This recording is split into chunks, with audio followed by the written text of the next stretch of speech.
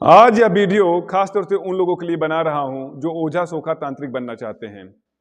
अब जो लोग बनना चाहते हैं वो कान खोलकर सुन लें और इस पूरी वीडियो को देख लें, नहीं तो अपने जीवन में वो क्या क्या क्षति करने वाले हैं वो समझ नहीं पाएंगे और हमेशा घूमते रह जाएंगे घन चक्कर बनकर। जिन शक्तियों के पीछे वो पड़ रहे हैं, क्या शक्तियां उन्हें आशीर्वाद देगी या फिर उनका संहार करेगी या फिर उनके परिवार का भी अहित करेगी। इस सेक्टर में आने से पहले तमाम बातों को हमें जानना होता है, सीखना होता है। आप आते ही एमबीबीएस डॉक्टर नहीं बन जाएंगे, आपको छोटे स्तर से शुरू करना पड़ेगा। और कैसे शुरू करना पड़ेगा आज के इस वीडियो में मैं आपको बताने वाला हूं। अब होता क्या है, मैं माता शीतला दरबार से जुड़ा हुआ हूं, तमाम लोग मेरे पास आते हैं। मैं देखता हूं कि कई लोग जो पहले बीमार थे आज वो मेरे पास आके कहते हैं गुरुजी मैं कई सिद्धियां कर चुका हूं या फिर मैं कर रहा हूं, बताइए सिद्धि सफल हो रही है कि नहीं हो रही है। और जब मैं उनके चेक करता हूं, उनकी पोटेंशियल को चेक करता हूं, उनकी ऊर्जा को चेक करता हूं तो जीरो मिलती है। और मैं उनसे बताता हूं भाई आपकी ऊर्जा जो है अभी तो जीरो स्तर पर है, कितनी सिद्धियां आपने की? तो बताता है गुरुजी 2 सिद्धियां कर चुका हूं। मैंने कहा कोई अनुभव हुआ आपको? बोले नहीं गुरुजी अभी तक कोई अनुभव नहीं हुआ। मैंने कहा कारण क्या है? बोले पता नहीं गुरुजी। मैंने कहा जहां से आपने गुरु धारण किया है उन गुरुजी से पूछो। तो बोलते गुरुजी बता ही नहीं रहे हैं। बोले बस आप जाप करते रहो आपका आ जाएगा। हर चीज का अपनी एक सीमा होती है, हर चीज का अपना एक दायरा होता है। उस दायरा और सीमा के अंतर्गत जब हम कार्य करते हैं तो निश्चित रूप से हमें सफलता मिलती है। आखिरकार गुरु के बताए निर्देश पर हमने कार्य किया, उतने दिन मंत्र जाप किया, सिद्धि किया, भोग दिया, प्रसाद दिया, सब कुछ दिया। शमशान में गए, मसान में गए, मंदिर गए, गंगा किनारे गए, गुफाओं में गए, जंगल गए, हर जगह जहां जहां गुरु ने कहा हम वहां पे बैठ के सिद्धि किए हैं। फिर हमें अनुभव क्यों नहीं हुआ जबकि एक दूसरा हमारा गुरु भाई उसको अनुभव हो गया? आखिर कारण क्या ऐसा है? तो सबसे महत्वपूर्ण बात यह है कि जब आप सिद्धि करते हैं तो उस समय किस प्रकार की ऊर्जा आपके साथ जुड़ी हुई है, आपके घर से किस प्रकार की ऊर्जा जुड़ी हुई है, यह देखना होगा। और आप किस प्रकार की ऊर्जा की शरण में जा रहे हैं यह देखना पड़ेगा। आजकल तो यह है रोगी ही वैद्य बन जा रहा है।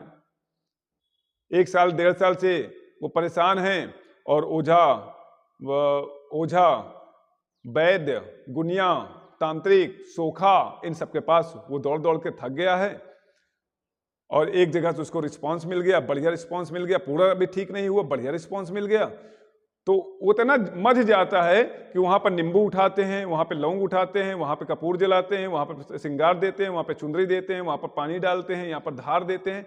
वो सब देखते देखते उसके मन में, स्मृति में ये सारी बातें बंध जाती हैं।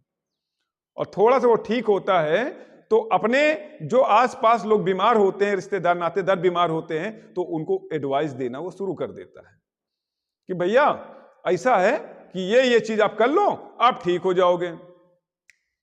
अब मरता क्या ना करता। अगर आप बीमार हैं तो आप मेरे वीडियो को देख रहे हैं तो गौर से देखेंगे, क्यों? हो सकता है आपको कोई उपाय मिल जाए। तो इसी प्रकार से वहां पर भी मरता क्या ना करता वाली कहानी होती है और वो बंदा हम बताए हुए रोगी के बताए हुए अनुसार रोग को दूर करना प्रारंभ करने की प्रक्रिया में लग जाता है। अब क्या हुआ? जादू हो गया। उस रोगी ने जो बताया दूसरे रोगी को, वो ठीक हो गया, वो भी खुशी। अब वो भी खुशी, मगर खुशी ज्यादा दिन तक आपके साथ रहने वाली नहीं है, क्योंकि आप पूर्ण रूप से ठीक नहीं हुए थे। पूर्ण रूप से आप ठीक नहीं हुए थे और आपने उसी उपाय को बता दिया दूसरे को। जो काट आपके साथ होने वाली थी उसी को आपने दूसरे को बतला दिया। अब क्या हुआ? उसकी प्रेतिक ऊर्जाएं आपके साथ जुड़ जाएंगी, आपकी ऊर्जा उसके साथ जुड़ गई क्योंकि आप गुरु के रूप में हो गए, और उसकी प्रेतिक ऊर्जाएं आपके साथ जुड़ जाएंगी। वो तो ठीक हो गया और आप ज्यादा संकट में आ जाएंगे। फिर गुरु बदलते रहेंगे, आज ये गुरु, कल वो गुरु, कल परसों वो गुरु, और आप समझ नहीं पाएंगे कि आपके जीवन में होता क्या है। एक दिन बिल्कुल निराश होकर बैठ जाएंगे कि अब कुछ नहीं, क्योंकि आपका पैसा चला गया, आपका तन चला गया, आपका मन चला गया, आपका संपूर्ण शरीर कमजोर हो गया। नाना प्रकार के उपहास समाज में आपके लिए होने लगे। अब आपके पास कोई ऑप्शंस नहीं बचता। तो भैया, आप ओझा बनो, सोखा बनो, तांत्रिक बनो, मना ही नहीं है। सबसे पहले अपने आप को ठीक करो, अपनी ऊर्जाओं को ठीक करो, अपने घर की ऊर्जाओं को ठीक करो। जब आप अपने घर की ऊर्जाओं को ठीक करेंगे, अपने आप को ठीक करेंगे, तभी आप दूसरे का भला अच्छी तरीके से कर सकते हैं और अपने अपने परिवार की भी रक्षा कर सकते हैं। जब तक आप कमजोर हैं, तब तक आप बहुत ज्यादा दूसरे की रक्षा नहीं कर सकते। अगर रक्षा करने के लिए बीच में आते हैं तो आप कूट दिए जाएंगे, आप कूट दिए जाएंगे, पीट दिए जाएंगे और आपको दर्द का सामना करना पड़ेगा। अब आपको हाथ टूट गया आपका, अब एक्सरा आपको कराना है, सर फट गया, एक्सरा आपको कराना है, दवाइयां आपको करानी है, दर्द आपको झेलना है। सामने वाला क्या, वो तो निकल गया। तो आज का ये वीडियो सुन लीजिए कि भैया, अगर आपको ओझा सोखा तांत्रिक बनना है, सबसे पहले अपने घर को बिल्कुल ठीक करा लो, बिल्कुल से सफा करा लो, अपने कुल देवी देवताओं को स्थान दे दो, अपने पूर्वजों को स्थान दे दो, उनकी सेवा करो, उनकी भक्ति करो, और ऊर्जा सही गुरु को धारण करके अपने कुल देवी देवता से रिलेटेड ऊर्जाओं की आप सर्वप्रथम सेवा करें, शुरुआत उनसे करें, और उन सेवा से आप सिद्धि की ओर धीरे धीरे प्रगति होंगे। अगर आप अपनी मनमानी करेंगे, लोगों के बहकावे में आएंगे, अपना दिमाग इस्तेमाल नहीं करेंगे, तो आप सारी जिंदगी भटकाव के रास्ते पर रहेंगे, आपको कुछ भी नहीं मिलने वाला। तो बात बस एक छोटी सी है, जो रोगी है पहले स्वस्थ हो जाए, फिर वैद्य बने। दूसरी बात, तमाम ऐसे वैद्य हैं जो बढ़िया ओझा सोखा हैं, बहुत बढ़िया काम करते हैं, और एक समय आता है उनकी सारी की सारी ऊर्जा ओझाई सोखाई रखी रह जाती है। अब उससे कोई काम नहीं होता, पता लगा वो खुद बंद के तैयार है और परेशान है, अब वो खुद झरा फुका रहा है हर जगह। ऐसा क्यों हो गया? क्योंकि ये धरती वीरों से खाली नहीं है। आप वीर हैं तो कोई महावीर है, कोई सवा वीर है, यह समझ लीजिए। आपकी शक्ति किसी शक्ति के सामने छोटी पड़ गई और आपने उसे चैलेंज कर दिया, तो शक्ति आपको धरकर रेल देगी और सारी हेकड़ी आपकी धरी की धरी रह जाएगी।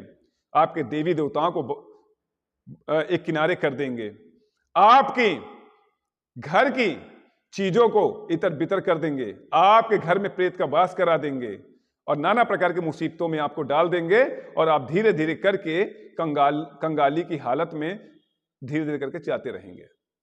तो बड़ा सोच समझ के सिद्धियों को करें और गुरु को बहुत सोच समझकर आप धारण करें। YouTube पर मैं बता रहा हूं कि ऐसे ऐसे ये सिद्धि होती है, ऐसे ऐसे ये सिद्धि होती है।